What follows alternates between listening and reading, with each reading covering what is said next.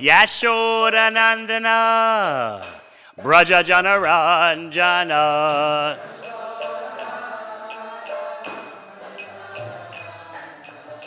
Yashodanandana Braja Janaranjana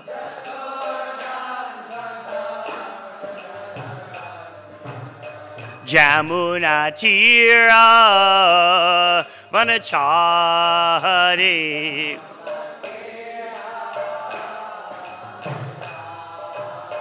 Jamuna Tira Vanachari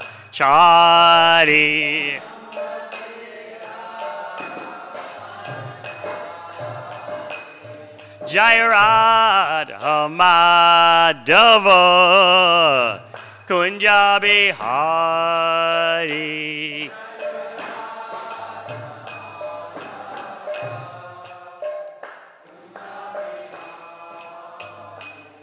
Jairadha Madhava Kunja Bihari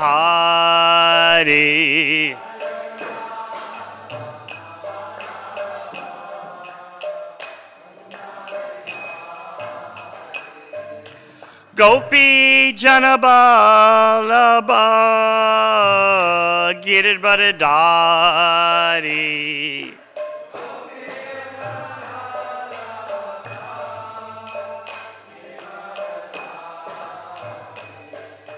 Yasuranandana Braja Janaranjana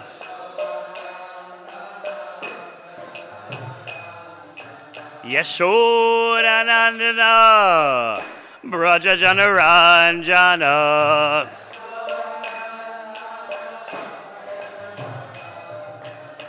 Shodanandana Braja Janaranjana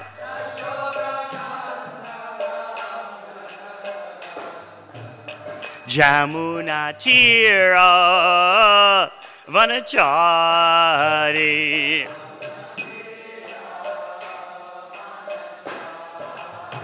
Jamuna Tira Vanachari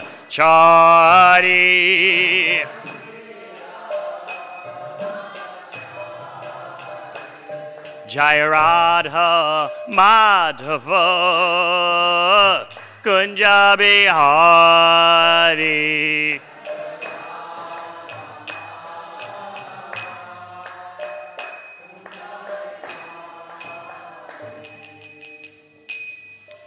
Jaya Vishapam Sabharajikachaya Statarasata Sri Srimad C. Bhakti Vedanta Swami Maharaj Srila Prabhupada Ki Jayam Vishnu Padman Saparajikachaya Statarasata Sri Srimad Bhakti Siddhanta Saraswati Thakur Srila Prabhupada Ki Gaur Premanandi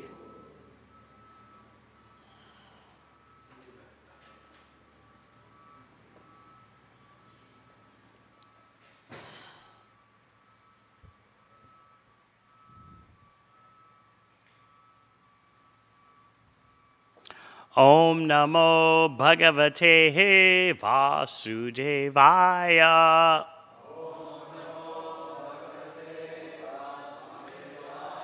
Om Namo Bhagavate Vasudevaya.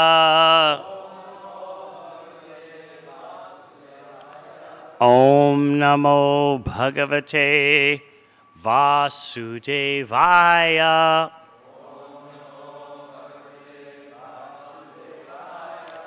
Srimad Bhagavatam, 6th Canto, Chapter 8, the Narayana Kavacha Shield, Text 13. Jaleshu mam rakshatu matsya murtir Yado ganebhyo varunasya pashat Staleshu mayavatu vamano vyat Trivikrama kevatu vishvarupa Jaleshu mam rakshatu matsya murtir. Yado ganebhyo varunasya pashat. Staleshu mayavatu vamano vyat. Chavikrama vatu vishvarupa. Jaleshu mam rakshatu matsya murtir. Yado ganebhyo varunasya pasyat. Staleshu mayavatu vamano vyat.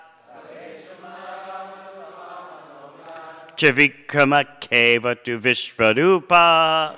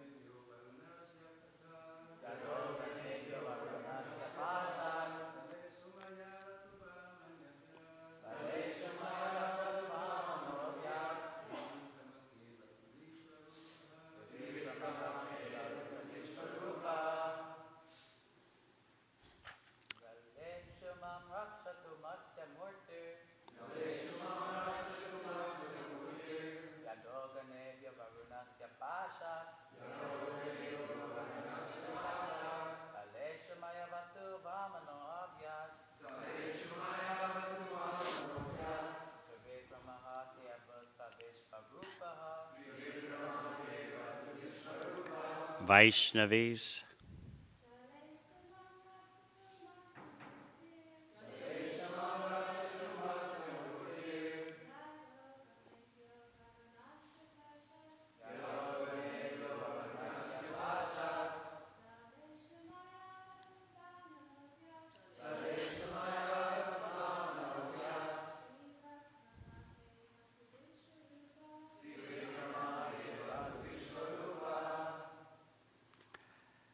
Jaleshu, in the water.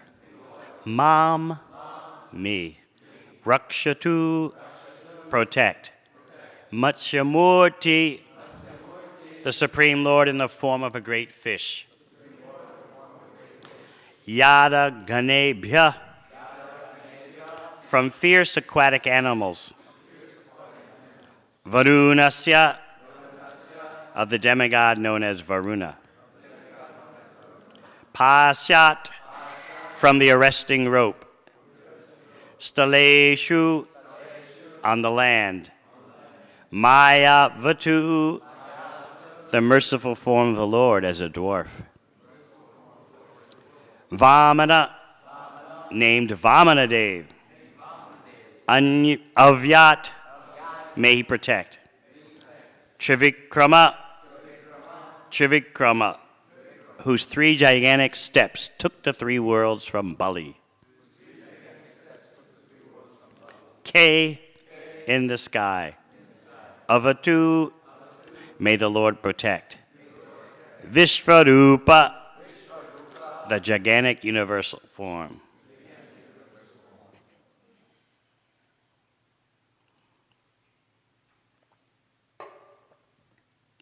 Translation.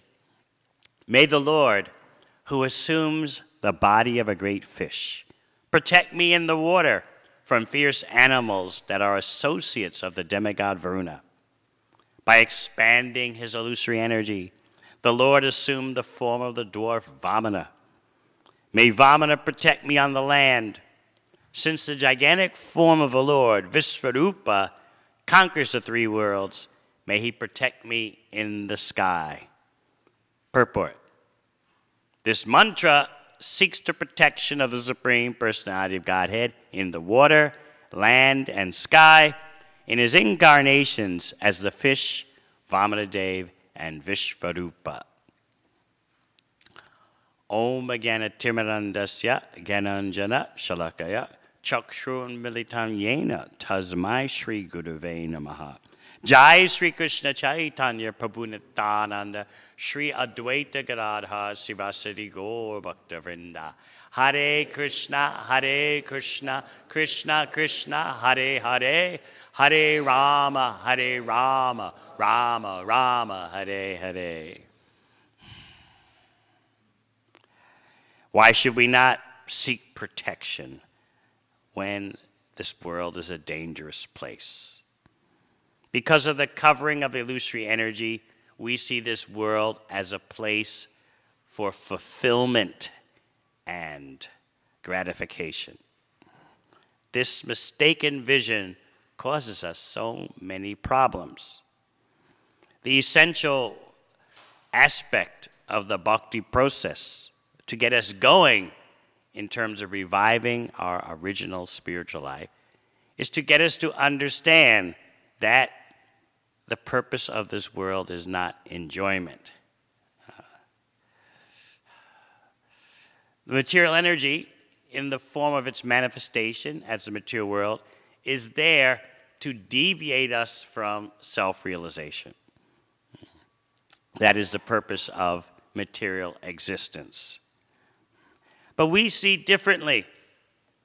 We see potential opportunities for self-fulfillment, for making a mark, our own mark on the world, individualistic, unique. And we also see that the world should give things to us. More or less, we walk around with the attitude that the world owes us a favor. It should provide resources for us. It should provide sense gratification for us. It should provide respect, appreciation, security, all these things. These delusions are rattling around in our head. What to do about it? Cheta tarpana marjanam bhava mahadavagni nirvapanam. These false ambitions, these false hopes, these false aspirations are known as the dust on the mirror of the consciousness. They're unwanted. So it takes us some detachment and humility to admit to ourselves that such aspirations are symptomatic of a diseased condition.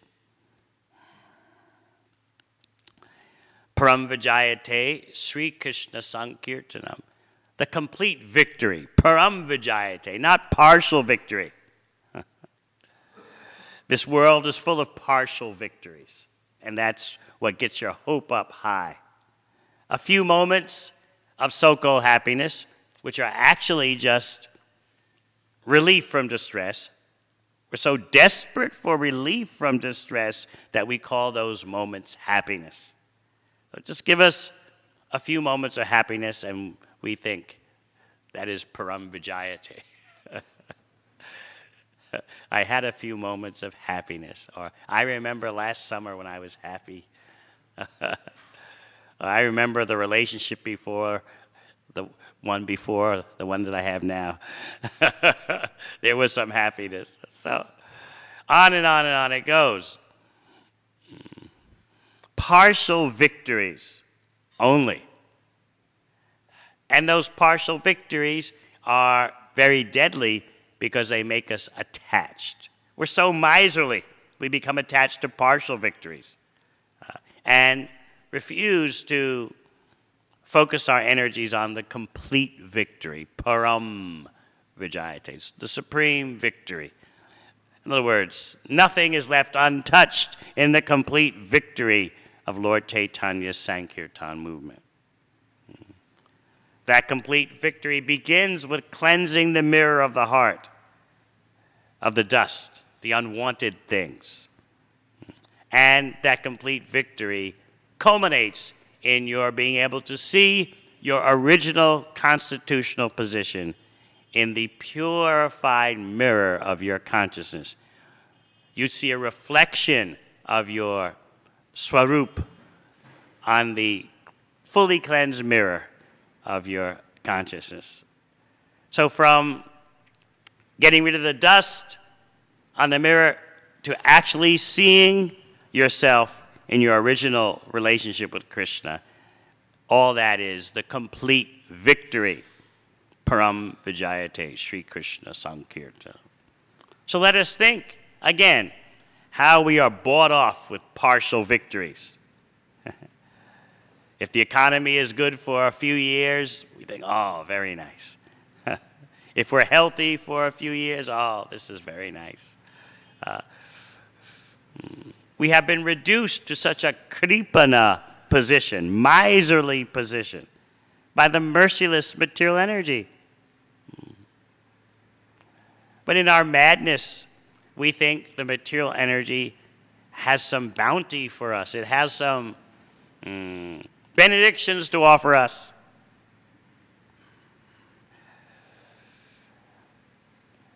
Eagerly, we take part in the material energy, or in a spirit of resignation.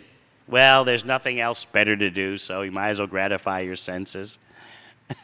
There's nothing else better to do, so you might as well just try to enjoy yourself with your friends and your relatives. What can be done? So either there's this eagerness to go and enjoy, or there's resignation. In either case, we miss the point. Our original loving urge to serve Krishna becomes distorted. The expert Krishna conscious practitioner, the bhakti yoga practitioner, knows how to transform the desire for material enjoyment into the desire to serve Krishna. So desire transformation is an essential part of bhakti. It's the most crucial open heart surgery. When you hear that someone is going to have open heart surgery, you know it's very delicate, it's very critical. So desire transformation is also that delicate and critical as well as crucial. If someone has open heart surgery, it means basically there's no other way to remedy the problem. So the bhakti process, in its complete victory, param vijayate, gets into your heart, which is the seat of your desires, and it rewires your circuits. It takes those material desires and starts to transform them into eagerness to serve Krishna. The more that we allow ourselves to immerse in devotional service, the more we see this miracle go on. Our expertise develops in devotional service instead of the pseudo-expertise or false expertise of serving the material energy. There's a false prestige that this world imparts to you for foolishly serving the material energy. You get all sorts of imaginary pats on the back. You're slaving very nicely. The whole world has taken notice of you. Your fame will be long-lasting. You've really made an impact. You've changed the world. You've made it a better place. All these illusory stimulations cause not only you to become further dedicated to pursuing the illusory energy, but also other people. They're watching you. It's a domino effect. Oh, look at him or her. They're getting reciprocation from the illusory energy. I should also. In this way, the hallucinations pass down from generation to generation. It pervades all society. And in that way, devotional service to Krishna seems some kind of exotic pursuit on the fringes of society. This is the danger of material existence. Everything is turned upside down in the reflection. So it's natural that this mantra, as explained in the purport, seeks the protection of the Supreme Personality of Godhead, because actually this world is a dangerous place.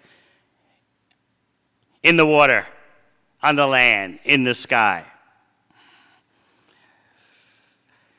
Human beings have become so deranged, though, that we need to say mantras for the protection, not of the human beings, but of the water, land, and sky.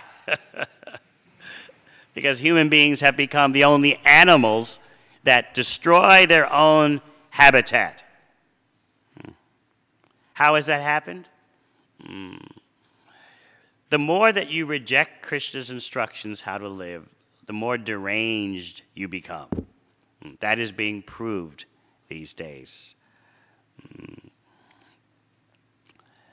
It would seem common sense that you can't destroy your own habitat.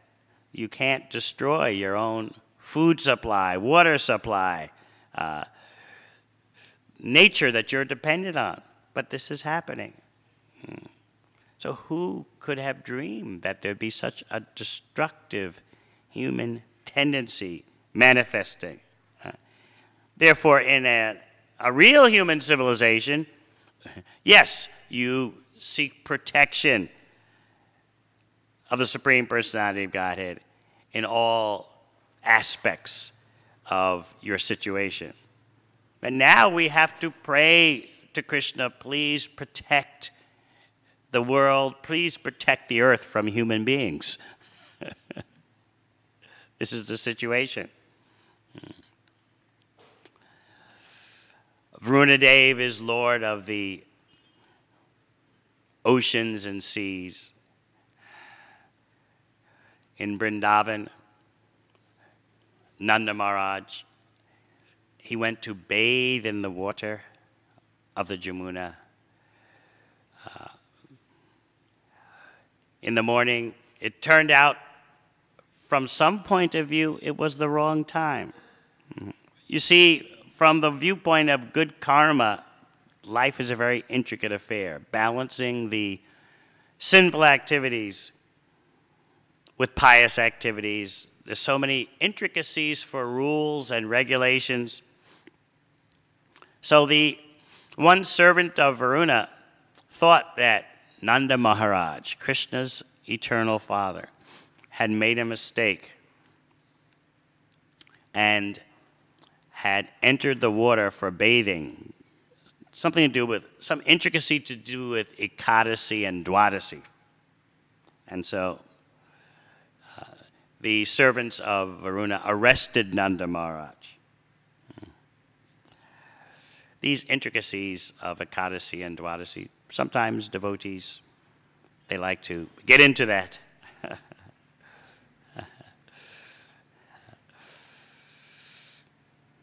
These things are possible, but I remember, I saw it with my own eyes, some devotees asked Srila Prabhupada, what about all these Ekadasi intricacies?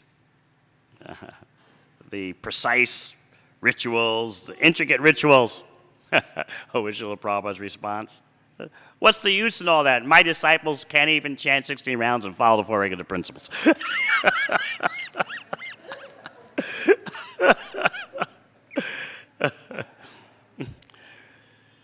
So, yes, there used to be a time when if you unfortunately missed Ekadasi, you followed Prabhupada's instruction, you just followed Ekadasi the next day.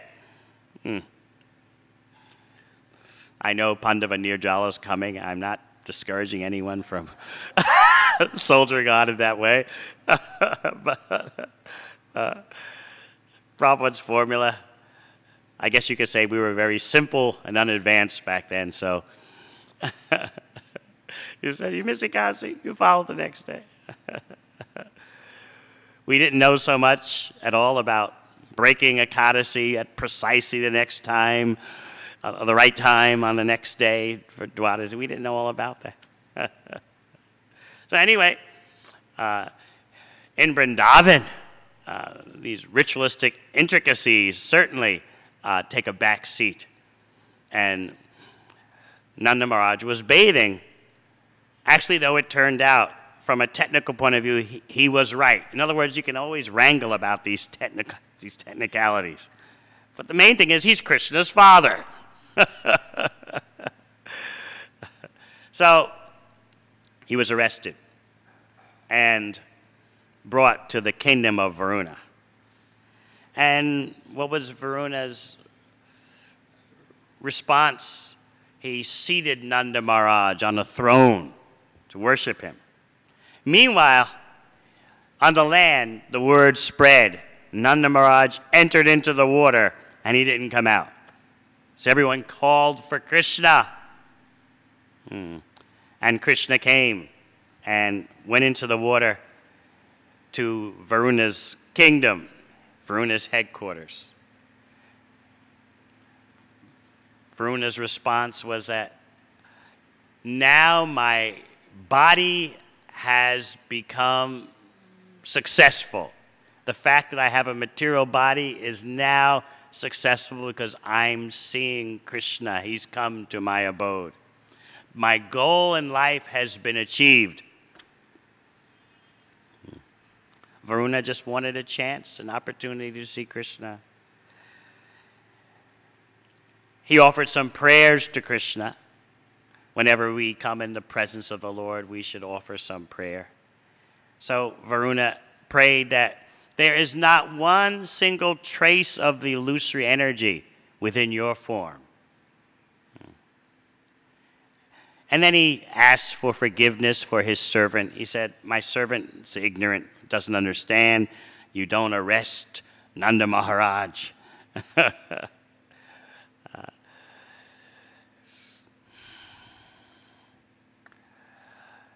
So after hearing Varuna's prayers, Krishna took Nanda Maharaj back to Vrindavan. And Nanda Maharaj was just astonished. Why is Varuna worshiping my boy with such awe and reverence? My little boy, my son Krishna. Why is he getting this treatment? So Nanda Maharaj began to explain to the cowherd men. Oh, yeah, I was taken away by the servants of Varuna, and then I saw Varuna, and he was treating my son in this way. So they all began to speculate that, could he be the Supreme Personality of Godhead? That's one of the recreational activities in Vrindavan. Sometimes Yogamaya allows them to speculate on Krishna's identity.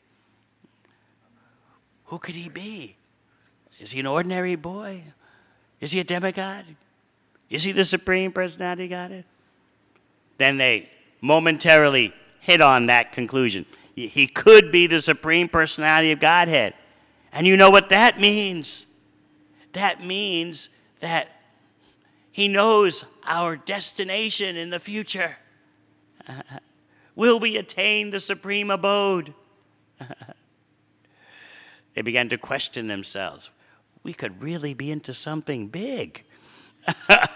If he's the Supreme Personality of Godhead, that means that bears very well for our future destination. What do you think? We might be able to go back to Godhead. We residents of Vrindavan might be able to go back to Godhead. Krishna, being omniscient, he knew what was in their heart. And so he arranged to show them their destination. And he spoke a very important verse, that how interesting it is in this world that people act based on their desire, but they don't know their ultimate destination. This verse in the Bhagavatam, spoken by Krishna, has a double meaning. First of all, it refers to conditioned souls who are trapped in the illusory energy, who act on their desires and couldn't care less where they're going. That is the story of so-called human civilization today.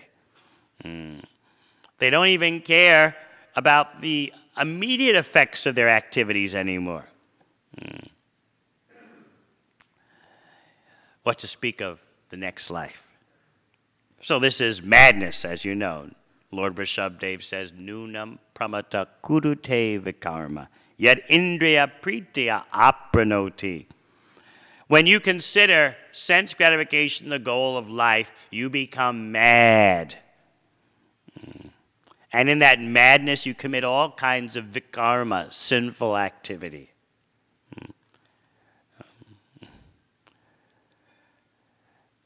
Nasaru manye yata atmanoyam asannapi kleshada asadeha. I don't think it's very intelligent, Lord Vrishabdev advises, that you act in this way and thus get one body of suffering after another. I don't think this is very smart.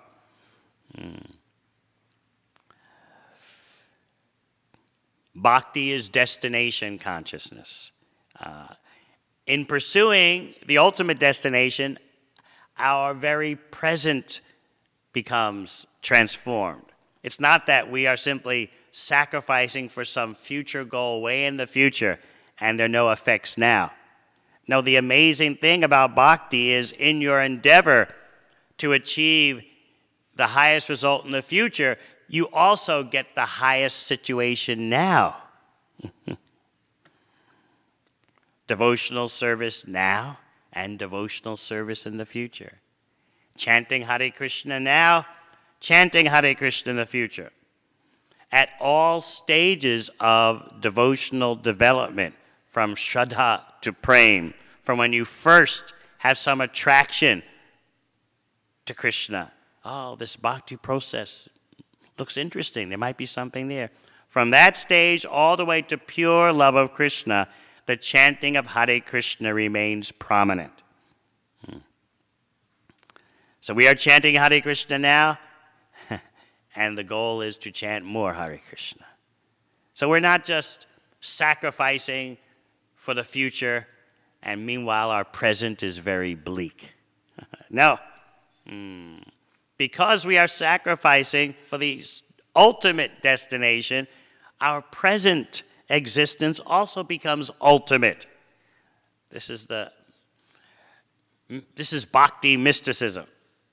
So Krishna was commenting how amazing it is that people perform activities based on desire, but they don't know what the destination is. So he was speaking doubly about life under the influence of Mahamaya, and he was also speaking about life under the influence of Yogamaya. He was commenting about the Brijbasis, whose desire is pure.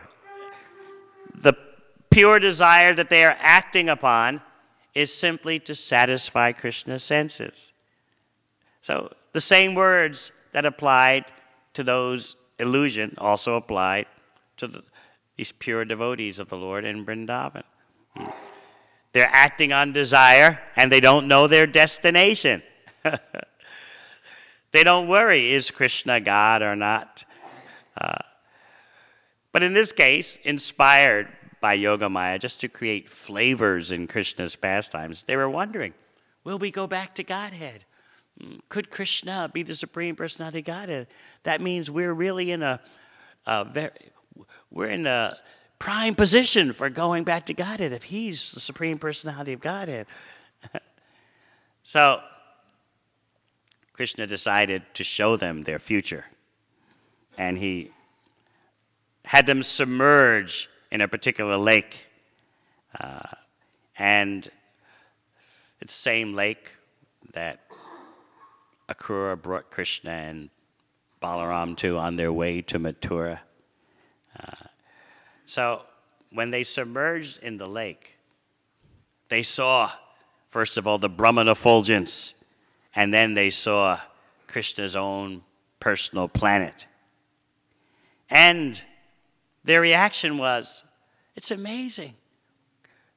When they came out of the water, it's amazing. We saw the supreme destination. We saw the ultimate goal. We saw the final summit.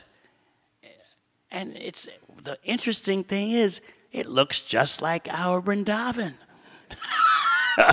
How amazing is that?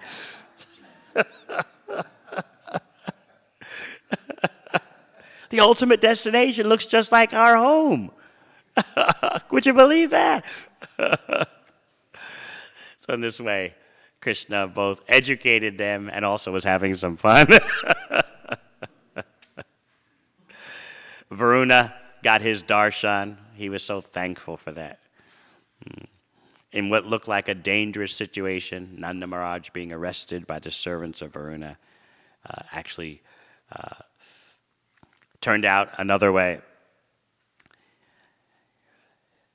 This verse also mentions Vamanadev, how he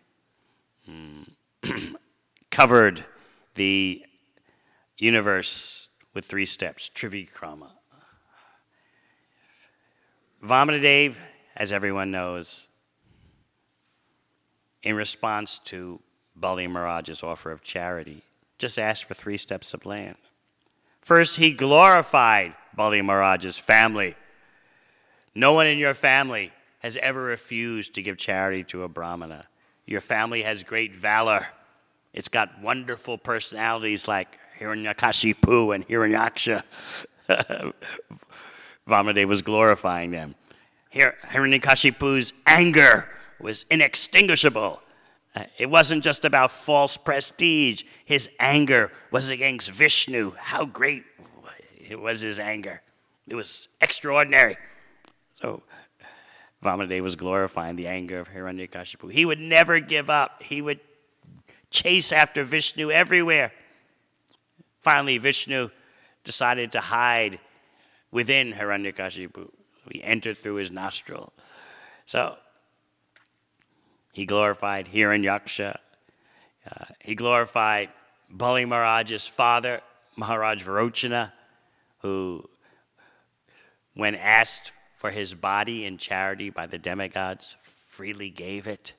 So in this way, Vamanadev was pointing out all the excellent qualities of Bali Maharaj's line. What to speak of his grandfather, Prahlad Maharaj. So after glorifying Bali Maharaj's dynasty in that way, Vamanadev simply said, give me 3 steps of land. Bali Maharaj was astonished. And he replied to Vamanadev that you're obviously not so intelligent. You don't understand your own self-interest. In one sense, he's right. Lord Vamanadev didn't understand his self-interest because he had no need to act for his self-interest. He's totally self-satisfied. Everything is his energy, so he doesn't need to consider his self-interest. So in this way, Bali Maharaj was right. At the same time, Bali Maharaj is pointing out that generally when people act, they consider their selfish interest. But Vamanadev wanted to explain to Bali Maharaj that if you're not self-satisfied, no matter how much you get, it'll never be enough. It's the way this world works. The material world is wired in such a way that you never think you have what you need, no matter how much you have. And Vamanadev gave some hints to Bali Maharaj of what was in store. He said, actually, if someone's not satisfied with 3 steps of land, he won't be satisfied if he owns the whole universe. You're about to lose it.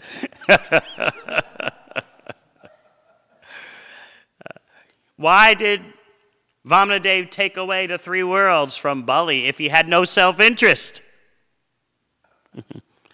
First of all, Vamanadev was acting on behalf of devotees.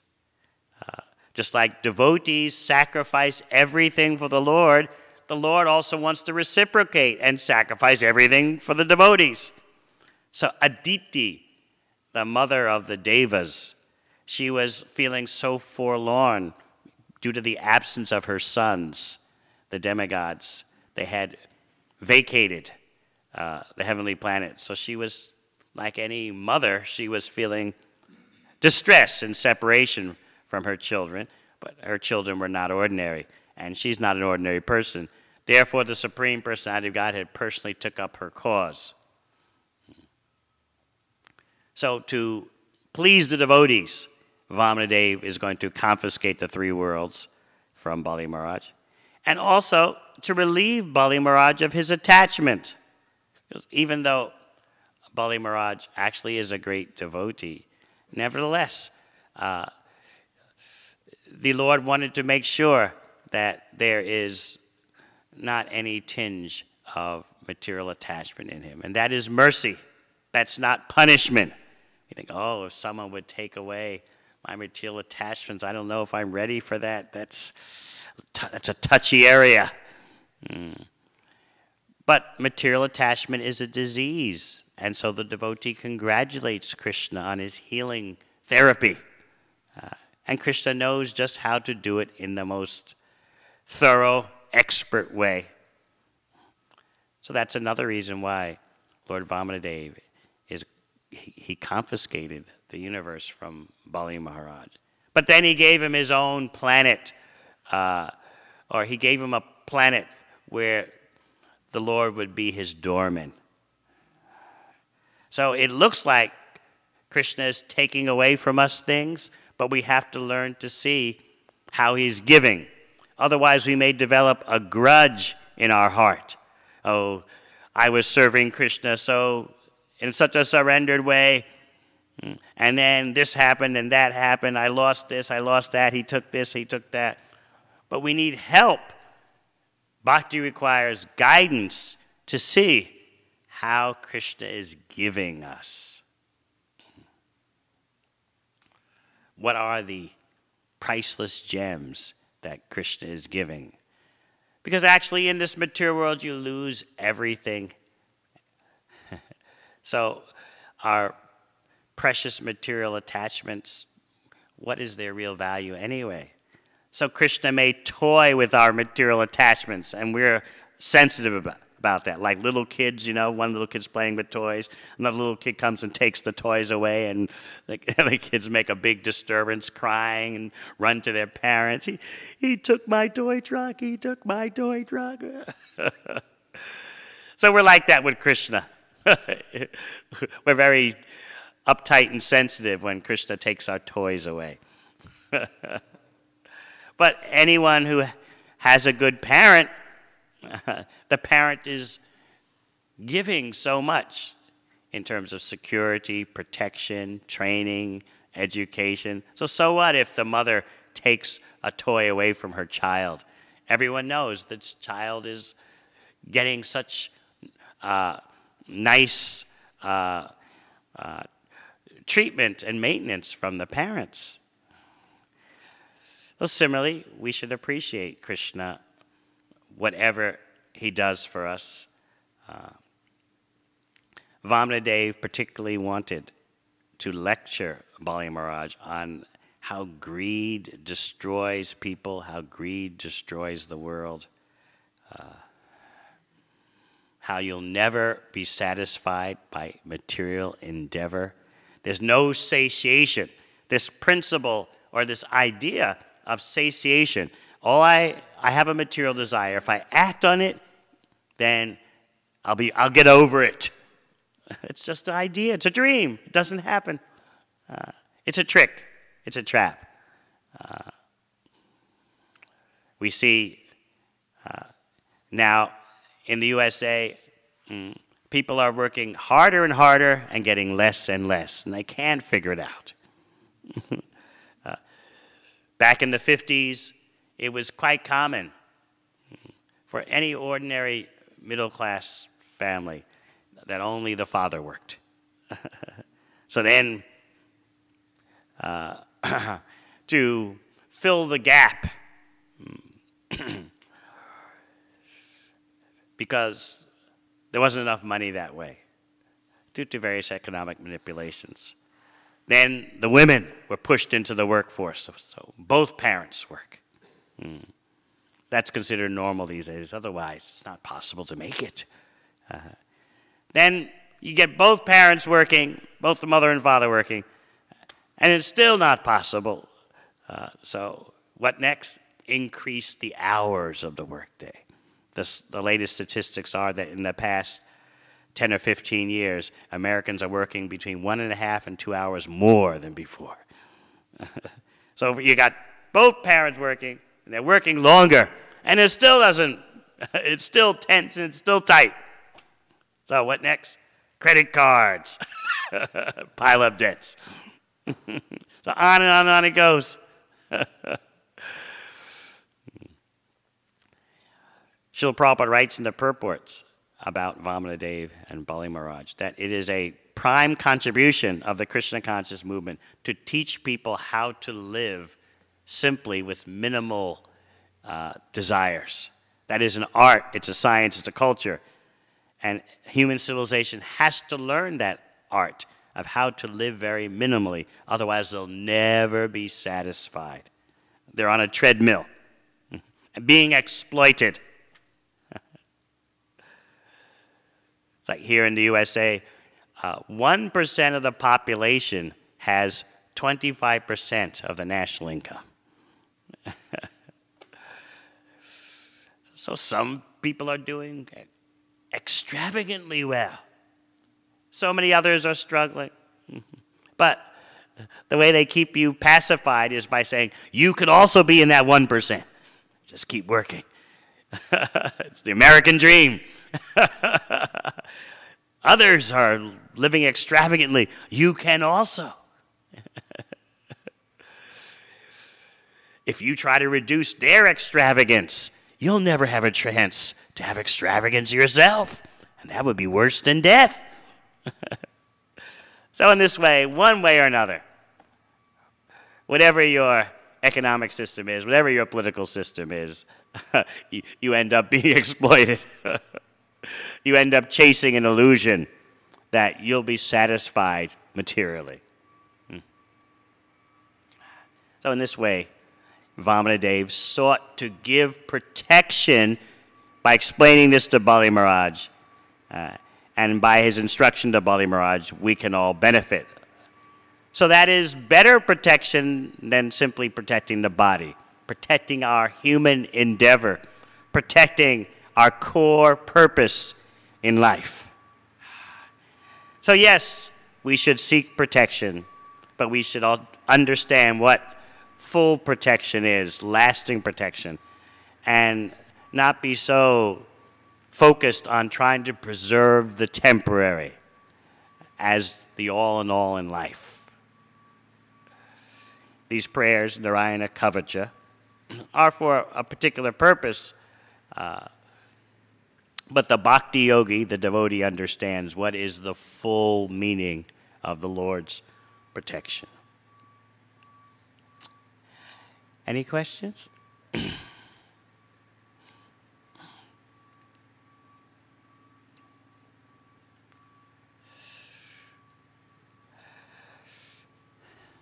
Hare Krishna, glory to Srila Prabhupada.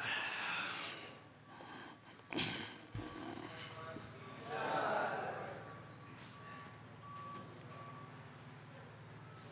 Krishna.